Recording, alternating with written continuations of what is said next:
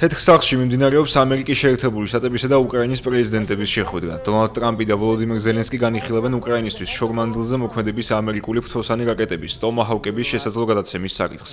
შეხვედრის დაწყებამდე ორი ქვეყნის ლიდერებმა მედიის კითხვებს უპასუხეს.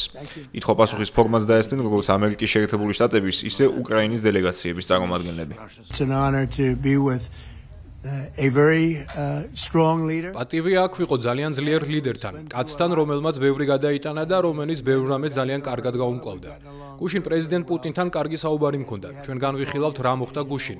ვფიქრობ, ყველაფერი კარგად მიდის. ალასკაზე განიხილებოდა კონკრეტული რეკომენდაციები და გვინდა ვნახოთ, შეუძლებთ თუ არა მათ რეალიზებას. ძალიან გვინდა ამ ომის დასრულება. ამ ომში ძალიან ბევრი ადამიანი დაიღუპა და ჩვენ გვინდა ამას ბოლო მოვუღოთ. მომწონს ეს ქვეყანა, ეს არის უსაფრთხო ქვეყანა, რომელმაც ძალიან კარგი სამუშაო გასწია. საკუთარი ქვეყნის მართვის მხრივ ის ძალიან კარგი ლიდერია. სხვა სახელმწიფოებისგან განსხვავებით მას არ აქვს ბევრი პრობლემა. ამიტომ გადავწყვიტეთ, რომ ვიქტორ ორბანთან ვიქნებით. ვფიქრობ, ის მოლაპარაკებების კარგი წამყვანი იქნება. სავარაუდოდ ეს იქნება ორმაგი შეხვედრა. კავშირზე გვეყოლება პრეზიდენტი ზელენსკი. ორ პრეზიდენტს შორის მტრული განწყობებია და უსაფუძვლოდ არ ვსაუბრობ, როცა ვამბობ, რომ ეს ძალიან რთული სიტუაციაა. ვფიქრობ, პრეზიდენტ პუტინს სურს ამ ომს ბოლო მოუღოს. გუშინ მას 2 საათნახევრის განმავლობაში ვესაუბრებოდი. ბევრი დეტალი განვიხილეთ, მას უნდა ამ ომის დასრულება. ვფიქრობ, პრეზიდენტ ზელენსკის სურს ომი ახლავე დასრულდეს. ჩვენ უნდა გავაკეთოთ ეს.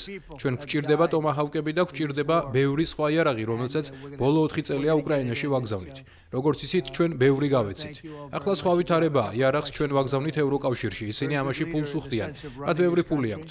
ეს კი ცდება ფულის საკითხს. ჩვენ გვჭირდება ტომაჰავკები და სხვა ისეთი იარაღი, რომელსაც უკრაინაში ვაგზავნით. ერთ-ერთი მიზეზი, რის გამოც გვინდა ამ ომის დასრულება არის ის, რომ ბევრი ჩვენთვის საჭირო იარაღის გაცემა გვიწევს.